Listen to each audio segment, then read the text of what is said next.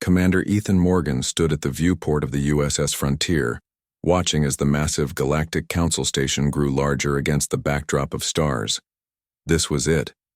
After centuries of wondering if humanity was alone in the universe, they were about to make official first contact with not just one alien species, but a whole community of them. "Commander, we're receiving docking instructions," said Lieutenant Susan Wells from her console. "They're guiding us to Bay 47. "Acknowledge and proceed," Ethan said, straightening his uniform. "Dr. Reeves, are you ready?" Dr. Olivia Reeves looked up from her tablet. As the ship's xenolinguist, the responsibility of communication fell heavily on her shoulders. "As ready as I'll ever be, Commander. The translation software is updated with all the linguistic samples we've received. It should handle basic communication." The Frontier slid smoothly into the docking bay, mechanical arms extending to secure the human vessel. Ethan took a deep breath. "All right, everyone, remember the protocols. We represent all of Earth today." Lieutenant Greg Daniels grinned as he checked his sidearm. "Don't worry, Commander, we'll be on our best behavior." "That's what worries me," Ethan muttered. The welcoming committee consisted of 7 different alien species arranged in a semicircle. At the center stood a tall, slender being with blue-tinted skin and 4 arms. It stepped forward as the humans disembarked. "Welcome to Proxima Station," it said, the words coming through the translation devices with only a slight delay. "I am Ambassador Zixar of the Nelvari, representing the Galactic Council. We have awaited this formal meeting for many cycles." Ethan stepped forward. "Ambassador Zixar, I am Commander Ethan Morgan of Earth. We are honored to be welcomed into the galactic community." The first meetings went better than anyone could have hoped. The council representatives were curious, asking questions about Earth's history, culture, and technology. Dr. Reeves worked tirelessly, refining the translations as they learned more about the various alien languages. On the 3rd day, Ambassador Zixar invited the human delegation to a reception. "A social gathering," the ambassador explained, "to meet representatives from other worlds in a less formal setting." The reception hall buzzed with dozens of different species mingling, drinking, colorful liquids, and sampling foods from across the galaxy. The humans attracted considerable attention, with many aliens approaching to speak with them directly. Greg Daniels had struck up a conversation with a group of reptilian aliens called the Wreck. They were discussing various foods when one of the HFY pushed forward a plate containing what looked like glowing red peppers. "These are fire fruits from the volcanic plains of Sartak," the Wreck explained. "No species except ours has ever been able to consume them without medical intervention. The capsaicin compound is toxic to most." Greg picked up one of the fruits, examining it as the Wreck watched with wide yellow eyes. "Humans actually enjoy spicy foods," he said, turning to his fellow crew members. "We have something similar on Earth called ghost peppers." The Wreck made a chittering sound that the translator interpreted as laughter. "This is not simply spicy, as you say. It causes chemical burns in most digestive systems." Greg grinned and handed his beer to Olivia, standing nearby. "Hold my beer. I'm going to try one." The moment the words, "hold my beer," left his mouth, a piercing alarm blared throughout the station. Red lights flashed, and suddenly armored security personnel poured into the reception hall from every entrance. Ambassador Zixar's upper arms raised in alarm as the lower ones tapped rapidly at a device on its belt. "Security override Zixar 97 Delta," it shouted over the alarm. The humans stood frozen in confusion as the security forces formed a perimeter around them, weapons not quite aimed at the humans but definitely ready. "What's happening?" Ethan demanded, moving protectively in front of his crew. The alarm silenced, but the security forces remained in position. Ambassador Zixar approached cautiously. "Commander Morgan, I must ask what your crewman intends to do," the ambassador said, all 4 eyes blinking rapidly. "He was just going to eat one of those fruits," Ethan said, bewildered. After saying, "Hold my beer," Zixar's voice had risen nearly an octave. Dr. Reeves stepped forward. "Ambassador, there seems to be some cultural misunderstanding. That phrase is just a human idiom. It means Lieutenant Daniels is about to do something challenging. We are aware of its meaning, Zixar said. That is precisely why our security system responded. The humans exchanged confused glances. Greg still held the fire fruit, forgotten in his hand. An older alien with gray skin and multiple eye stalks approached. Perhaps we should move this discussion to a private chamber, it suggested. 10 minutes later, the human delegation sat around a conference table with Ambassador Zixar, the gray elder alien, and 2 security officers. I am Elder Krodax, the gray alien began. I oversee security for the Galactic Council. You seem confused by our response, which is understandable if you are unaware of the designation your species has earned. Designation? Ethan asked. Yes. You see, while this is the first official contact between humans and the Council, we have been observing Earth for quite some time. Certain patterns of behavior have been noted. Dr. Reeves leaned forward. What patterns? Ambassador Zixar brought up a holographic display. Our monitoring systems have cataloged over 3,000 instances of humans using the phrase "hold my beer," or similar expressions immediately before engaging in activities with a high probability of injury, property damage, or death. The display showed videos, a human jumping a motorcycle over a row of cars, another diving from a cliff into shallow water, someone trying to ride a shopping cart down a staircase. These were gathered from your own global information network, Elder Krodax explained. As such, our AI security system has been programmed to raise alert levels to maximum whenever the phrase is detected. Greg Daniels had the decency to look embarrassed. Those are just people messing around. Not all humans do crazy stuff. On the contrary, Zixar said, changing the display. We have observed numerous human exploration vessels before your official contact. The pattern extends to space. The new images showed human ships making maneuvers that made Ethan wince, skimming gas giants to gain speed, threading through asteroid fields instead of going around using gravitational slingshots that left minimal margins for error. I can explain those, Ethan started, but Elder Krodax raised a hand. No need, Commander. We understand that humans have an unusually high tolerance for risk, combined with remarkable problem-solving abilities. It is a unique trait among sentient species. The Council simply takes precautions. Dr. Reeves suddenly understood. You've created a specific protocol for humans, haven't you? Ambassador Zixar nodded, all 4 eyes. Indeed. It is called the Hold My Beer Protocol. It automatically raises security and safety measures to maximum when humans appear to be improvising or taking unnecessary risks. Greg finally set down the fire fruit. So basically the entire galaxy thinks humans are crazy? Not crazy, Elder Krodax corrected. Simply, the chaos species. Ethan put his face in his hands and sighed. Humanity's first official introduction to the galactic community, and they were already known as the crazy daredevils of the universe. Perhaps, Ambassador Zixar suggested gently, we could continue the reception without sampling potentially lethal alien foods. There is much to discuss about Earth joining the Council. That sounds like a good idea, Ethan agreed, shooting a warning look at Greg. As they left the conference room, Dr. Reeves couldn't help but laugh. The chaos species, she whispered. Wait until they see what happens when humans say, I wonder what this button does. Admiral Sophia Clark was not happy. She paced the conference room aboard the Earth Space Command headquarters, reading the report from the USS Frontier for the 3rd time. The first official diplomatic mission to the Galactic Council, and already they had triggered a station-wide security alert. Let me get this straight, she said to the holographic image of Commander Ethan Morgan. The aliens have been watching us for decades, and they've created a specific protocol named after a human drinking phrase? Yes, Admiral, Ethan replied. The Hold My Beer protocol automatically raises security measures whenever humans appear to be improvising or taking risks. Admiral Clark pinched the bridge of her nose. And Lieutenant Daniels triggered this protocol by attempting to eat alien food? Fire fruit specifically. Apparently it causes chemical burns in most species' digestive systems. Wonderful, Admiral Clark muttered. Keep your crew in line, Commander. I'm sending Agent Mason Reed to join you. He's been embedded with various alien cultures for years as an observer.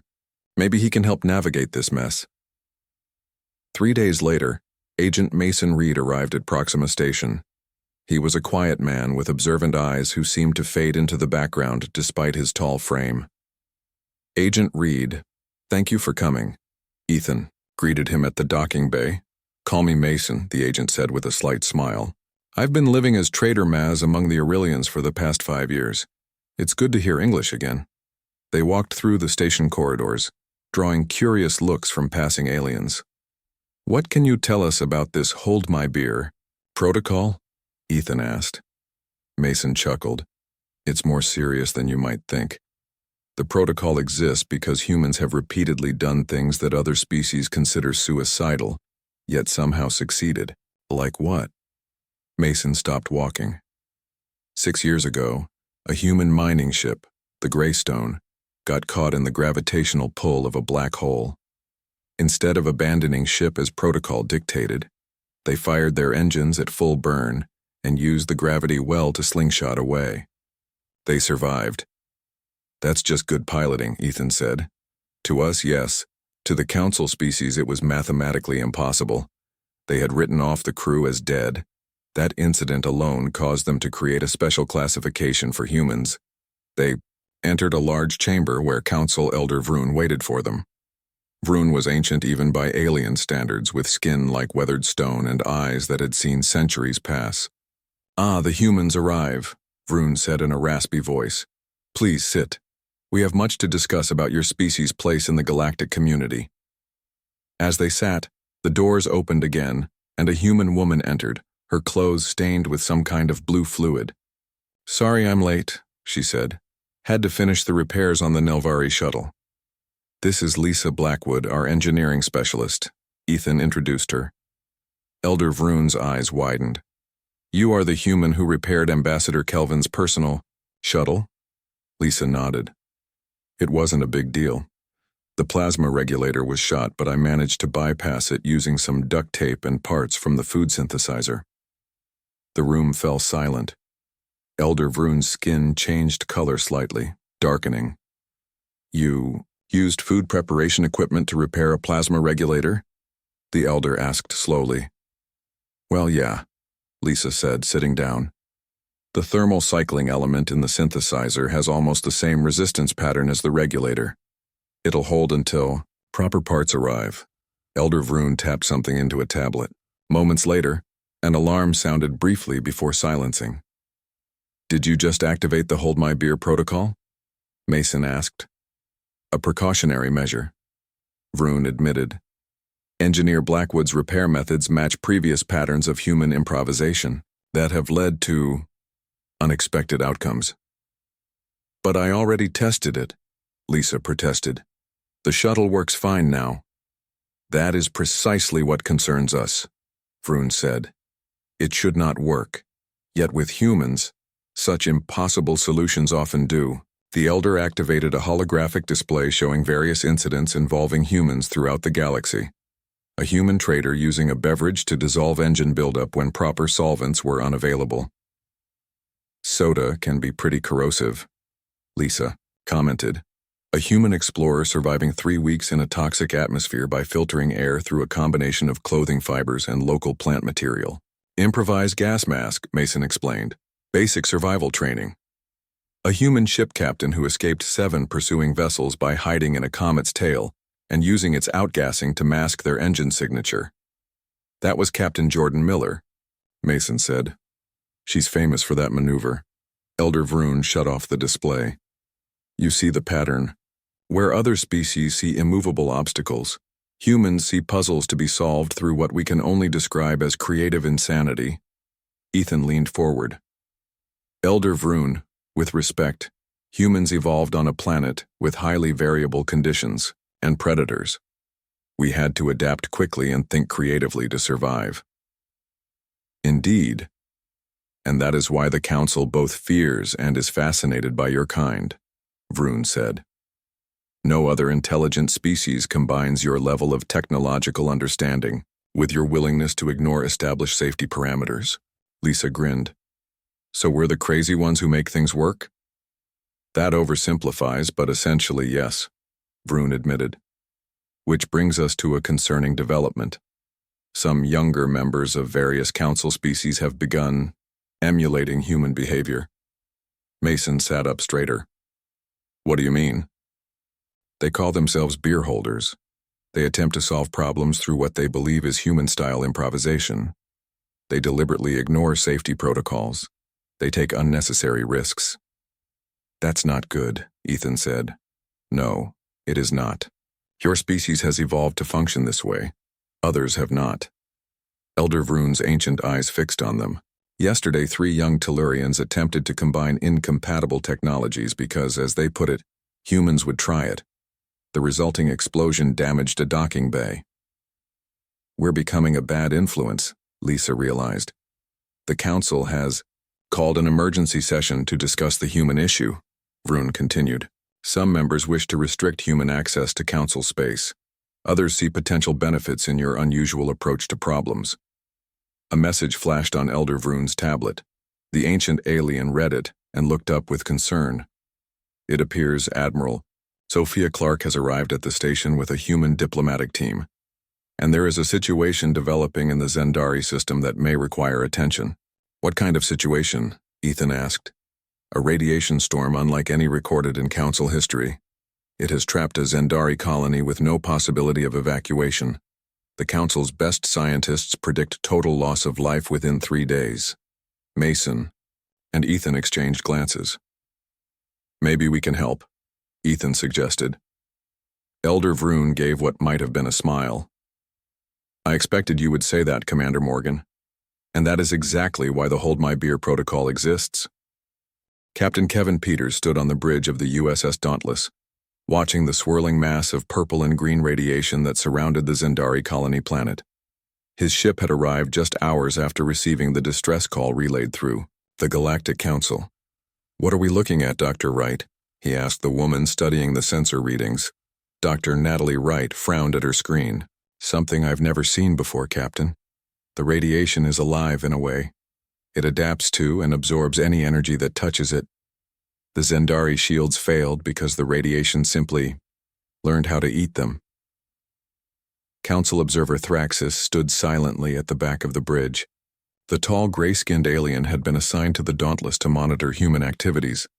His 4 eyes blinked nervously as he tapped notes into his tablet. Can we communicate with the colony? Captain Peters asked. Communications officer. Frank Bell nodded. Yes, sir, they have about 60 hours of air left in their shelters. The radiation is slowly eating through their protective barriers. Put them on screen, Peters ordered. The face of a Zendari appeared on the main display. The alien had rose-colored skin with small breathing flaps where a human would have ears. This is Governor Alara of New Hope Colony. Are you the human vessel? Yes, Governor. I'm Captain Kevin Peters of the USS Dauntless. We're here to help. The governor's breathing flaps fluttered in what the humans had learned was a sign of relief. The council said they were sending their best scientists, but they would take 5 days to arrive. We do not have 5 days. We know. We're analyzing the situation now, Peters assured her. When the communication ended, Peters turned to his crew.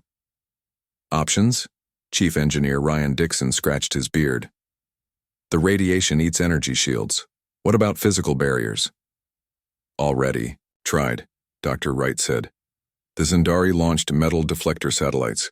The radiation broke them down at the molecular level. Observer Thraxis stepped forward. Captain Peters, I must inform you that the Council has ordered all ships to maintain a safe distance. This radiation phenomenon is unprecedented and deemed too dangerous for intervention. Peters frowned. So we just let 10,000 colonists die? The Council's best scientific minds are working on a solution, Thraxis said, though his lower eyes didn't meet the captain's gaze. Lieutenant Sandra Lee spoke up from the tactical station. What if we try to move the radiation instead of blocking it like a wind breaks for space storms? Chief Dixon snapped his fingers. We could reverse the polarity of the neutron flow in our shields and bounce the radiation back into space. Observer Thraxis immediately tapped on his tablet. An alarm sounded briefly before he silenced it. Did you just activate the Hold My Beer protocol? Peters asked, recognizing the alarm from the briefing he'd received. Standard procedure when humans suggest reversing polarity, Thraxus said stiffly. It has been noted as a common precursor to highly unorthodox solutions, Dr. Wright laughed. He's not wrong, but Dixon might be onto something. She moved to a different console and began running simulations. The radiation responds to energy by absorbing it. But what if we give it too much to handle? Overload it? Like feeding someone so much they get sick? Asked Navigation Officer Paul Green. Exactly, Wright nodded. We could modify our deflector array to emit radiation on the same wavelength, but much more powerful. It might cause the storm to collapse in on itself. Observer Thraxus was frantically taking notes. This approach has not been considered by council scientists. Captain, Dr. Wright said suddenly, her eyes lighting up. I just remembered something from my research on Earth. There are bacteria that eat radiation. They were found in nuclear reactors. What if we could use something similar here? We don't have any of those bacteria on board, Peters pointed out. No, but the Zendari have similar microorganisms in their ecosystem. Their planet has a high background radiation level, naturally. If we could increase the reproduction rate of those microbes and seed them into the atmosphere, Peters looked thoughtful. A biological solution instead of a technological one. Thraxus, has the council considered this approach? The alien blinked, all four eyes in sequence. No. Biological solutions were deemed too slow to implement. Not if we speed up the process, Dr. Wright argued. We can use our medical synthesizers to enhance the microbes, then deploy them using the ship's atmospheric probes. Captain Peters made his decision. Let's do it. Dixon, work with Dr. Wright on the probe modifications. Lee, coordinate with the colony to collect the microbe samples. Green, plot us a course that skims the outer layer of the radiation cloud. We'll need to collect samples. Captain, Thraxus interrupted. I must formally object. This plan violates at least 7 council safety protocols. The Dauntless has not been cleared for biological manipulation at this scale. Peters faced the alien squarely. Noted, Observer Thraxus, but I'm not going to watch 10,000 people die when we might be able to save them. 12 hours later, the Dauntless hovered at the edge of the radiation storm. The ship's shuttles had collected microbe samples from the colony, and Dr. Wright had worked non-stop to enhance their radiation-absorbing properties. The probes are ready, Captain, Chief Dixon reported. We've modified them to disperse the microbes in a spiral pattern through the storm. If this works, they should start breaking down the radiation within hours. And if it doesn't work, Thraxus asked, then we try something else, Peters said firmly. Launch probes. The ship shuddered slightly as the atmospheric probes shot from, their tubes arcing into the swirling radiation storm. For several minutes nothing seemed to happen. Then slowly the sensors began to detect changes. It's working, Dr. Wright exclaimed. The radiation levels are dropping where the microbes are feeding. Over the next 10 hours the crew watched as the enhanced microbes spread through the storm, consuming the radiation and multiplying rapidly. Gradually, the purple-green cloud thinned, revealing the planet's surface below. When the last of the dangerous radiation had been consumed, the colony emerged from their shelters. Governor Alara contacted the Dauntless, her breathing flaps fluttering rapidly. Captain Peters, you have saved our colony when even the Council believed us doomed. The Zendari people are forever in your debt. We will tell stories of the humans, who thought like no others in the galaxy. Observer Thraxus was unusually quiet as he completed his report to the Council. Finally, he approached Captain Peters. I have requested to remain assigned to the Dauntless, the alien said. Oh? Peters raised an eyebrow. I thought we violated too many protocols for your comfort. You did, Thraxus agreed, and yet you succeeded when conventional approaches would have failed. I believe there is much to learn from human problem-solving methods despite the risks they entail. Peters smiled. Welcome aboard then, Observer Thraxus. You might want to prepare yourself, though. For what? We've been ordered to the Galactic Council for a full debriefing on what they're now calling the Zendari incident. And I hear the Valkyrie Warfleet is taking a special interest in human ships. Thraxis's skin paled slightly. The Valkyrie? The most aggressive species in the Council? Apparently they're not happy about humans showing them up in the bravery department, Peter said with a shrug. This could get interesting. I believe, Thraxis said slowly, that I should activate the hold my beer protocol in advance. Senator Jack Rivera straightened his collar as he walked through the grand halls of the Galactic Council. 6 months had passed since the Zendari incident, and humans were now the most talked about species in the galaxy. Not all of that talk was positive. They're ready for you, Senator, said Director Alicia Bennett, who headed the new Human-Alien Cultural Exchange Program. Her normally confident face showed worry lines today. How bad is it going to be? Jack asked quietly. The Council is divided. Some see us as valuable allies after the Zendari rescue. Others think we're too unpredictable to have full Council membership. She handed him a datapad. And then there's the Valkyrie situation. Jack groaned. The Valkyrie were a proud warrior species who had been the galaxy's premier military force for thousands of years. Until humans showed up, they entered the Council chamber, a massive circular room with rising tiers of seats filled with representatives from over 100 worlds. At the center was a speaking platform where Jack would present Earth's case for full Council membership.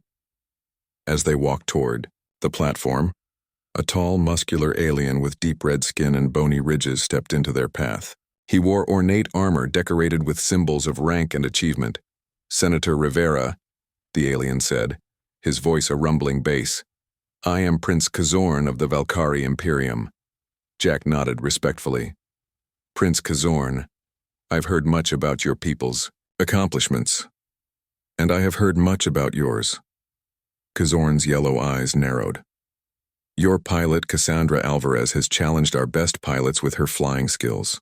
The younger warriors speak of little else. Jack kept his expression neutral.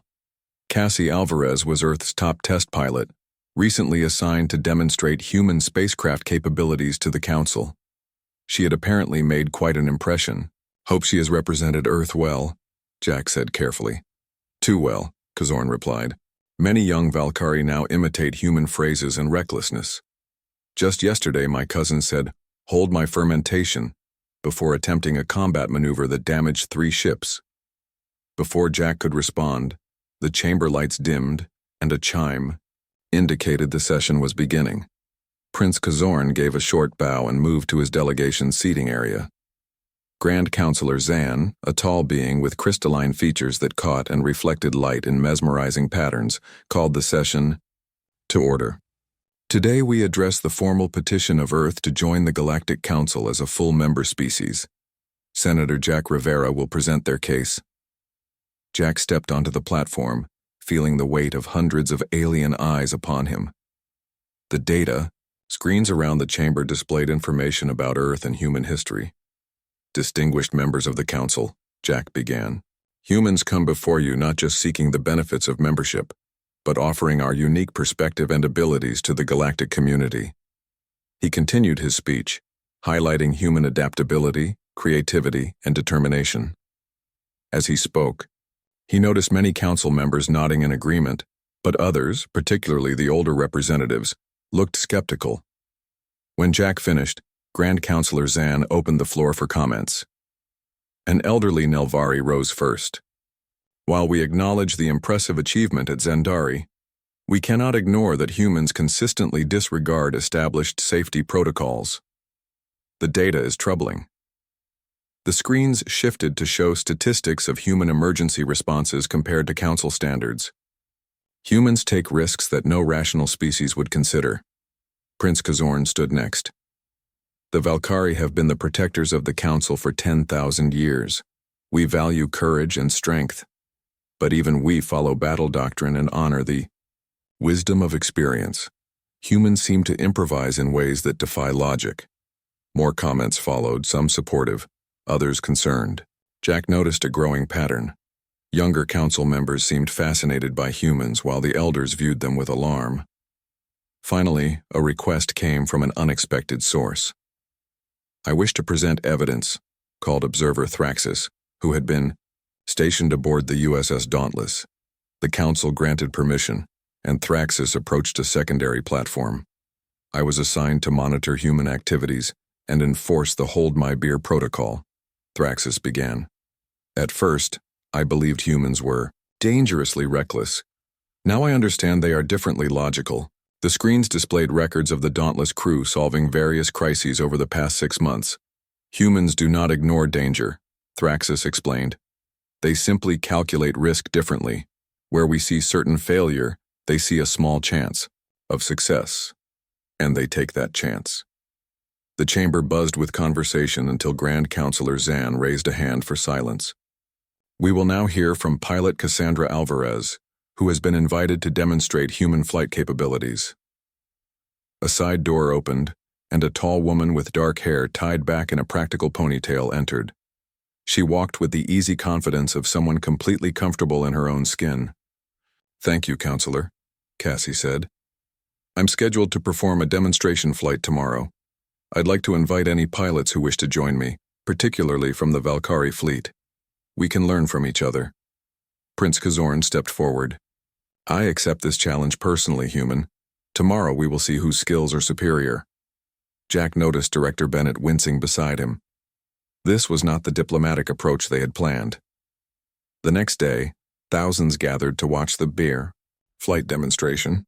Cassie piloted a standard Earth interceptor, while Prince Kazorn flew a Valkyrie warblade, a sleek craft known for its maneuverability. What began as a demonstration quickly became a competition. The two pilots pushed their ships through increasingly difficult maneuvers, twisting and turning through the arranged obstacle course. When they reached the asteroid field section, the control tower ordered them to go around it, as regulations required. Kazorn obediently veered away, but Cassie dove straight in. "What is she doing?" Director Bennett gasped as they watched from the VIP viewing area. Jack held his breath as Cassie's ship spun and weaved between the tumbling rocks. Suddenly, Kazorn's warblade also plunged into the asteroid field following her path. He's trying to prove Valkyrie are just as daring as humans, Jack realized. Moments later, alarms blared. Kazorn's ship had clipped an asteroid and was spinning out of control, heading toward a larger collision. Without hesitation, Cassie reversed course. Her interceptor rocketed toward the damaged warblade, matching its spin. Using her ship's energy, tether, a tool meant for moving cargo, she caught the Valkyrie craft and pulled it clear of the asteroid field. When both ships landed safely, the viewing stands erupted in cheers. Cameras caught the moment when Prince Kazorn clasped Cassie's arm in the Valkyrie gesture of warrior respect. Later that evening, at an emergency council session, Grand Counselor Zan addressed the gathered representatives. "Today we witnessed something remarkable. Human recklessness, yes, but also human compassion and quick thinking that saved one of our own. Perhaps there is more to their approach than we first understood." Senator Rivera was called to the platform once more. "The council has voted to create a new designation," Zan announced. "Earth will be granted provisional membership with a special focus on crisis response and innovation. The Hold My Beer protocol will be maintained, but modified to assess opportunity as well as risk." Jack couldn't help smiling. It wasn't full membership, but it was a start. As the session ended, Prince Kazorn approached him. "Your pilot saved my life today when she could have claimed victory. That is not the action of a chaos species, but of an honorable one." "Perhaps," Jack suggested, "humans and Valkyrie could train together. We might have more in common than either of us realized." Kazorn's yellow eyes gleamed. "I would raise a fermentation to that, Senator."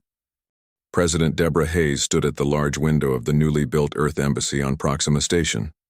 1 year had passed since humans had been granted provisional membership in the Galactic Council. In that time, much had changed. "Madam President, they're ready for you in the council chamber," said her aide. Deborah nodded and straightened her formal blue suit. Today marked the vote on whether Earth would move from provisional to full member status. The last year had been filled with both successes and challenges as humans found their place in the galactic community. "Is Professor Murphy already there?" she asked. "Yes, ma'am. He's setting up the presentation now." Deborah smiled. Professor Alan Murphy had become an unlikely hero in the diplomatic effort. The quiet scientist had created what many now considered the breakthrough in human-alien relations. When she entered the council chamber, Deborah was pleased to see representatives from over 200 worlds in attendance. Earth's progress had become the most watched story in the galaxy. Grand Counselor Zan welcomed her warmly. President Hayes, we are honored by your presence. Today's session will determine Earth's future status among us. Thank you, Counselor Zan. Earth values this opportunity to prove ourselves as worthy partners in the galactic community. The first part of the session consisted of reports on human activities over the past year. Admiral Sophia Clark presented data on joint defense exercises. Director Alicia Bennett shared results from cultural exchange programs. Successes were noted, but so were incidents where human unpredictability had caused problems. While human creativity has proven valuable, one council member noted, the frequency of Hold My Beer protocol activations remains concerning. Last month alone saw 23 full protocol activations. Deborah stepped forward. This is precisely why we've developed a new approach. Professor Murphy, please present the HRAMP system. Professor Alan Murphy was a contrast to the military and diplomatic figures who had spoken before. With his rumpled clothing and nervous manner, he looked out of place in the grand chamber. But when he began to speak, his passion for his work was clear. Distinguished council members, I present the Human Risk Assessment and Management Program, he said as the screens displayed complex diagrams. HRAMP is designed to evaluate when human improvisation is appropriate versus when it creates unnecessary danger. He explained how the system used both AI analysis and human oversight to categorize situations where creative solutions might be needed. Rather than simply activating the Hold My Beer protocol whenever humans say certain phrases or propose unconventional ideas, HRAMP evaluates the context, urgency, and potential outcomes. The council members leaned forward with interest as Murphy showed examples of the system in action. In one case, a human engineer's unusual solution to a space station power failure was approved because the system calculated the risk as acceptable, given the emergency. In another, a risky shortcut proposed during a routine operation was flagged and prevented. Prince Kazorn, who had become an unexpected ally to humans after the flight competition with Cassandra Alvarez, spoke up. How does this system account for the warrior spirit? Sometimes one must take great risks for great victories. An excellent question, Murphy replied. HRAMP doesn't eliminate risk-taking. It distinguishes between calculated risks and unnecessary ones. For example, your joint training exercises with our pilots are classified as acceptable risk for high-value training, even though they push safety boundaries. After 2 hours of presentation and questions, Grand Counselor Zan called for the proposal of what was now being called the Hold My Beer Accord. President Hayes took the central platform. The accord recognizes that human approaches are different, but valuable. It establishes guidelines for when our methods should be embraced and when they should be moderated. Most importantly, it creates a framework for all species to learn from each other. She continued, humans have learned much from council species about patience, careful planning, and respecting traditions built on thousands of years of experience. In turn, we hope our willingness to try new approaches, even risky ones, can sometimes find solutions where traditional methods might fail. The council chambers fell silent as members considered her words. Then, one by one, they cast their votes. When the final tally appeared on the main screen, Deborah felt a wave of relief. The accord had passed with a solid majority. Grand Counselor Zan's crystalline features caught the light as they announced, Earth is now welcomed as a full member of the Galactic Council. Additionally, we approve the modification of the Hold My Beer protocol as outlined in the accord. 3 months later, Commander Kelly Rodriguez stood on the bridge of the USS Horizon, the first ship built jointly by humans and multiple council species. Her crew was equally mixed with members from Earth, Valkyrie, Nelvari, and 5 other worlds.